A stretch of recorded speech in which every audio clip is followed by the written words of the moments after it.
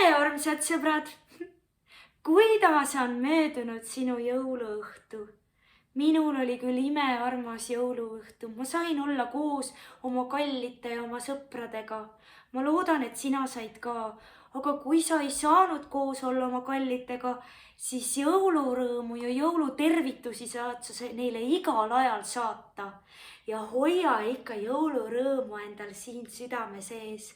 Terve aasta, eks ole, ära seda unusta. Kui sa oled jõulude aeg nüüd saanud juba palju piparkooke teha, palju piparkooke ära süüa, kuusepuu tehtida, kingitusi lahti pakkida ja ka kingitusi paki sisse ise pakkida, siis sa võiksid veel jõuludes teha midagi näiteks sellist vahvat, nagu lugeda veel mõne jõulujutu.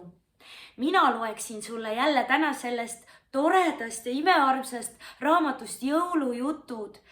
Loeksin sulle ühe loo, mis räägib jõulu esimesel pühal külas käimisest, sellepärast et jõululaupäeval on tavaliselt kõik oma kodudes, peetakse jõuluõhtut ja järgmisel päeval jõulu esimesel pühal minnakse kirikusse või siis käiakse külas, ka teisel pühal võib minna külla. Selles raamatus on üks külas käimise lugu, see on väga vahva lugu. Jälle Pullerbi lastest, nii nagu eelmine kordki oli. Kas sa nüüd oled valmis mind kuulama? Väga hästi. Sõidame tädi Jenni juurde jõulupeole. Kõige vahvam asi terve jõuluvaheaja jooksul oli pidu tädi Jenni juures. Tädi Jenni elab ühest talust tükk maad teisel pool Suurküla. Ta kutsus ühel jõulujärgsel pühapäeval kõik Pullerbi inimesed enda poole. Meil tuli mitu tundi saaniga sõita, enne kui tema juurde jõudsime. Ema äratas meid üsna varakult ning toppis meile selga hirmsa hulga kampsuneid ja salle. Olin päris kindel, et lämbun ära, enne kui peole jõuan. Ometigi tuli ema veel ühe rätiga ning tahtis selle mulle pähe siduda. Aga selle peale ma ütlesin, et kui mind tahetakse tsirkuse tolana tädi Jenni juurde viia, siis ma lihtsalt ei tule kaasa. Sõitsime oma korvsaaniga. Isa istus pukis ja juhtis hobust. Tal olid suured õlgsaapad jalas, et varbad ei külmetaks. Meie saan sõitis kõige ees. Meie järel tuli Lõunatalu saan ja kõige lõpuks Põhjatalu oma. Küll kõik need kuljused tilisesid ilusasti. Olime nii rõõmsad, et hakkasime laulma. Aga ema käskis kohe järele jätta, et me liiga palju külma õhku sisse ei jahmiks. Siis me hüüdsime üht kui teist järgmises saanis sõitvale Ollele ning tema hüüdis edasi Britale ja Annale. Kui meile heeringasalatit pakutakse, siis mina sõidan kohe koju tagasi, hüüdis Lasse. Mina ka, hüüdis Olle. Siis pidi ta Britale ja Annale selgitama, mis ta sellega öelda tahtis. Ja veidi aja pärast hüüdis Olle meile, et ka Brita ja Anna kavatsevad koju tagasi sõita, kui neile heeringasalatit antakse. Kuid me ei sõitnud koju tagasi. Ehkki meile anti heeringasalatit, sest et meile pandi ette veel 1000 teist toitu. Nii et heeringasalatit ei tarvitsenud puudutadagi. Tädi Jennil endal on ka 3 tüdrukut ja peale selle viibis peol veel terve hulk teisi lapsi. Me olime ühes suures toas ülemisel korrusel ja mängisime seal päev otsa, välja arvatud see aeg, kus tuli söömas käia. Viimaks tüütas kogu see söömimine meid tõsiselt ära, sest niipea, kui me mõnda mängu olime alustanud, ilmus kohale tädi, kes ütles, et nüüd tuleb jälle alla sööma minna. Suured inimesed vist ei teegi peol olles midagi muud, kui aina söövad. Tädi Jenni kõige vanema tüdruku nimi on Nanna. Me mängisime, et Nanna on nõid, kes elab siinsamas saali kõrval kambrikeses. Mängult oli kõrval kamber tema onn ja saal paks mets. Parajasti siis, kui me metsa marjule läksime, tormas nõid oma onnist välja ja püüdis meid kinni. oi, kuidas ma kartsin. Ma teadsin küll kogu aeg, et see on kõigest nanna, aga kartsin siiski nii, nagu olnuks see tõeline nõid. Kõrvalkambris seisis suur kirst. Me mängisime, et see on nõiaahi ja nõid hakkas Lasset oma ahjus küpsetama. Aga õnneks pääses Lasse viimasel silmapilgul põgenema.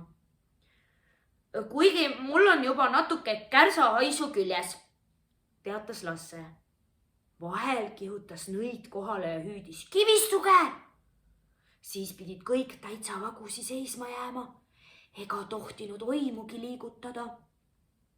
Kord, kui nõid meid jälle ära kivistas, oli Lassel jälle väga totter väljanägemine. Ta seisis ühel jalal, keel suust väljas, hoidis kätega kõrvades kinni ja vaatas kõõrdi. Niisama totralt pidi ta seismagi, kuni nõid tuli ja ta nõidusest vabastas. Küll me alles naersime ta üle. Tädi Jenni tüdrukutel oli väga uhke nukkude kapp. See seisis saali ühes nurgas. Meie Annaga ei suutnud vastu panna ning käisime vahetevahel seda vaatamas.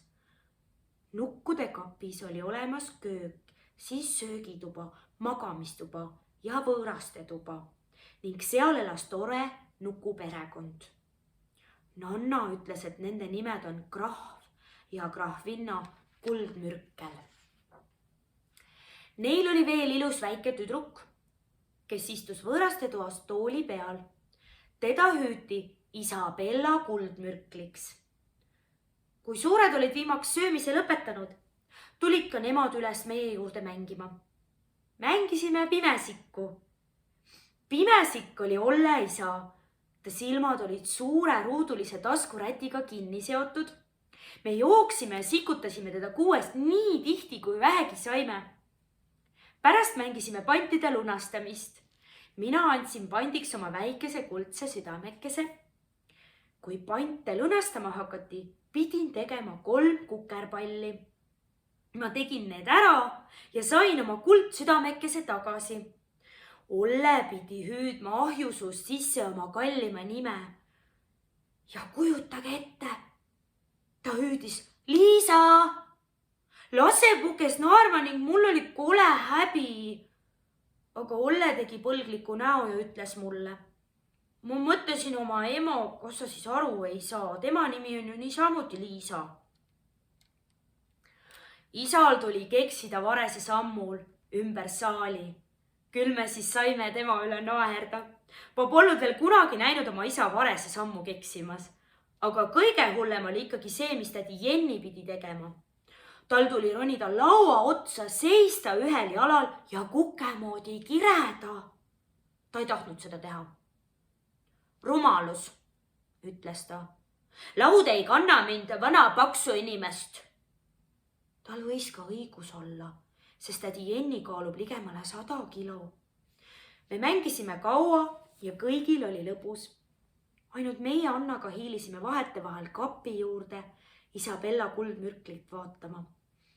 Kõige parem tädi Jenni peo juures oli see, et me pidime tema poole öömajale jääma. Mulle meeldib magada võõras kohas. Kõik tundub siis nii erakordne ja iseäralik.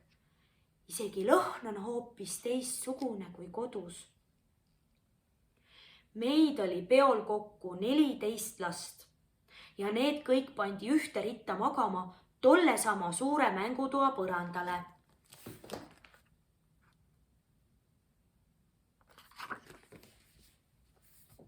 Küll on vahva põrandal magada. Meil olid põhukotid all, aga linu ei olnud. Paljad tekid. Kui me juba magama olime heitnud, tulid kõik täiskasvanud meid vaatama. Siin see noor Rootsimaa lamab, nii et mõõda meetriga, ütles isa. Kui nad minema läksid, pidime magama jääma. Kuid on peaaegu võimatu, et 14 last ühe korraga vakka jääksid. Nanna rääkis meile suurest varandusest, mille keegi rüütel oli ammu aega tagasi siin läheduses maha matnud. Lasse tahtis kohe keset ööd seda välja kaevama minna, aga Nanna ütles, et seda varandust ei leia keegi üles. Sest ta on ära nõiutud. Seepeale ma uinusin. Me ei sõitnud koju enne kui järgmise päeva hilisel pärastlõunal. Enne kui me Pullerpisse jõudsime, läks juba päris pimedaks. Koduteel ei hüüdnud me üksteisele mitte midagi, sest olime nii väsinud.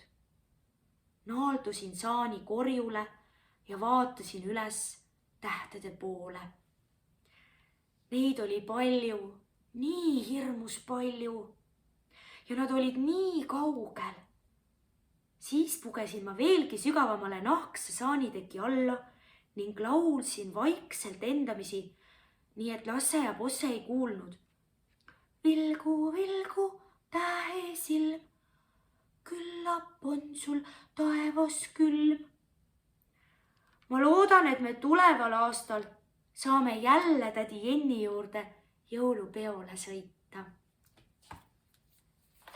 Oli ju armas lugu, kuidas jõulude aeg saab oma sõpradel külas käia.